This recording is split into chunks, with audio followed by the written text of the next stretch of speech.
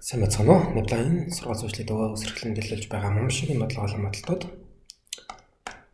Өнөөдөр болохоор Японы засгийн газрын цэцлэг зөвлөлбөр буюу мамшаачлалтын 2019 оны материал их сургууль математик А-гийнх нь бодлого 1.10 болчлаа. За, яасан болоо гэсэн чинь 253 гэсэн нь 256 Y те 256-ыг чинь биш та 253 Y нэмэх нь 3 Y гэдэг бичиж болно шүү дээ, тийм үү?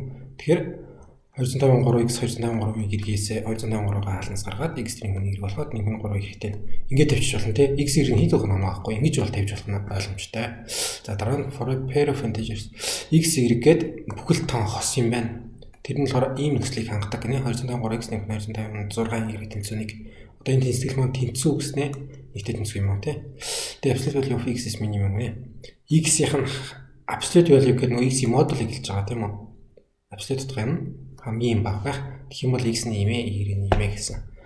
X y хос бүхэл тоо энэ нөхцөлийг хангана. Absolute утга нь тийм байна. Хамгийн бага гэсэн юм уу? Хамгийн бага авах нь гэсэн тийм. За. Сургуулийн зар тий ахлах болон дунд сургууль дундгийн зуршдын үеийн амралтын зориулсан Японы нэг сарын хэмжүүлсэн сургууль дагагчдын өсгөнээс нэглэгэн 12 сарын 22-наас 1 сарын 16-ны хүртэл ажлын 5 өдөр бүр 4 цаг Сасрын ажил төвлөрөх 303-т 5 бүртгэн сургуулийн төлбөр 500 мянга бүртгүүлэлт бар 832 залхаа заавал бүртгүүлээрээ урьдчилж гээд байгаа тийм Японы нэг төвшөнтэй багш байгаа. Нэг юм сургалт төвлийн амралтын зориулсан 1 сарын хугацаатай сургалт авах гэдэг байна шүү. За бодлого 2 болохоор ийм байна гэд би энийг болохоор ерөөсөө юу гэж бодохгүй байна. Зөв англи хэл гэж бодохгүй байна гэх юм уу? Англиар сонин хэлсэн ч юм уу, алтаатай орчуулсан ч юм уу. Надад бол ерөөсөө зүгээр сонсогдохгүй байна. Тэгэнгүүтээ x y нь яг 253x нэг 256y гэхээр энэ дээр болохоор янз бүрийн шийдвэр байгаа бах тий. X нь ийм үед биелнэ, y нь ийм үед биелнэ, x нь ийм үед биелнэ, y нь ийм үед биелнэ гэдэг бүхэл тоон шийдвэрлэлтэй тий. Янз бүрийн бүхэл тоон шийдвэр байгаа бах.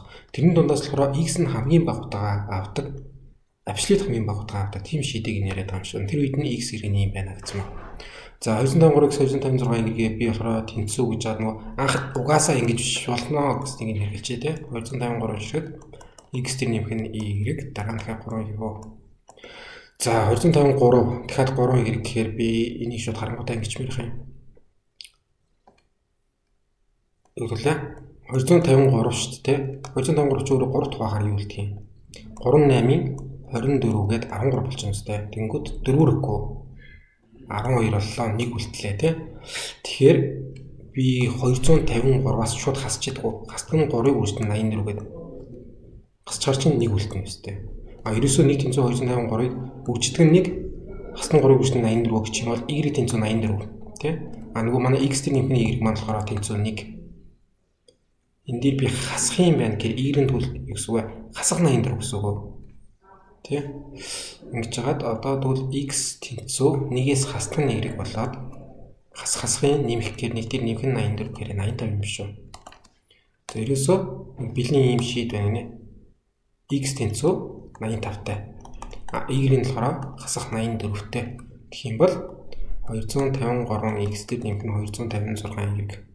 Энийг яг шууд бичиж үзээ шалгаж болох бах тий. X-ийн нор 85, Y-ийн нор хас 84-ийг тайшруулж болох бах. Тэнцүү болохоор 253 шиг x дээр нэмэх нь y. Нэмэх нь 3y гэж тавьчихаар энэ дэр бол x нэмэх нь y маань 85-аас хасдаг 84 гэхээр нэг болчихно тийм үү? Тэгээ 253-ыг бүртгэн нэг гэхээр 253 гараад ирнэ. Нэмэх 3-ын орнд болохоор нэмэх 3 гэснээр хасах 84 өстэй. Тэгээд 84-ийг 3-аар үчгээр болохоор 252 мянга гараад ирэх юм чинь. Энэ дээр бол тэнцүү 253-аас хасдаг 252 тэнцүү 1 гэдэг. Тийм үү? 253x дээр нэмэх 256 y тэнцүү 1 гардаг x y хос гэхээр шууд 85 84 гэдэг юм хос олчлоо. За энэ дээр би бас нэмээд үл яаж болох вэ гэж бодно. Хэдүүлээ 253x юм бол x дээрээ ерөөсөө 256-ыг нэмээд өчөж болох байх. Тэ? Дараа нь нэмдэг нь гэж бод 256 y гэдэг дээрээ y дээрээ болохоор би харин хасах 253 гэдэг нэмээд өчөж болох байх. Тэнцүү гэж хэдэг. Тэнцүү гэхээр одоо эндээс яхаа 253 x маань гарч ирнэ. Дахиад 253 үржит нь 256 маань гарч ирнэ тэ. Дахиад нэмдэг нь гэж бод 256 y маань гарч ирнэ. Хасдаг нь гэснээр 256 253 гарч ирнэ шүү дээ тийм үү. Тэгэхээр энэ дэр хасахтай энэ дэр нэмэхтэй 253-ыг үржит нь 256 гэх энэ хоёр хоорондоо хураагдаад 0 болчихно. 253 гэсэн нь 256 y гэдэг маань 1 гарна шүү дээ.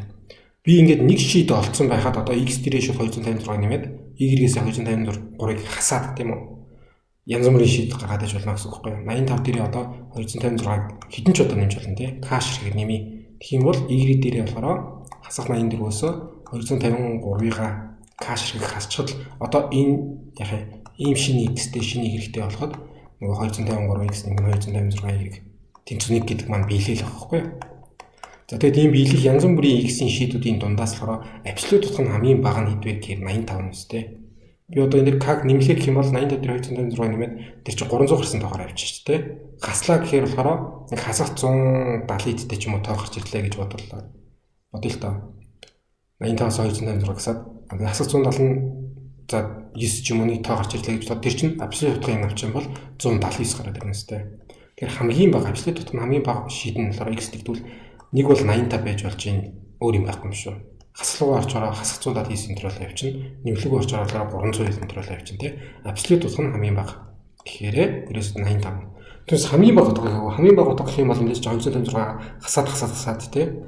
Доошгоо хидл болтлоо явж. Абсолют нь хамгийн бага гэхээр x 85. Тэр үед маань шийд маань y-ийн болохоор хасах 84 байгаа гэл хариулгаа ороод чи нэр нь.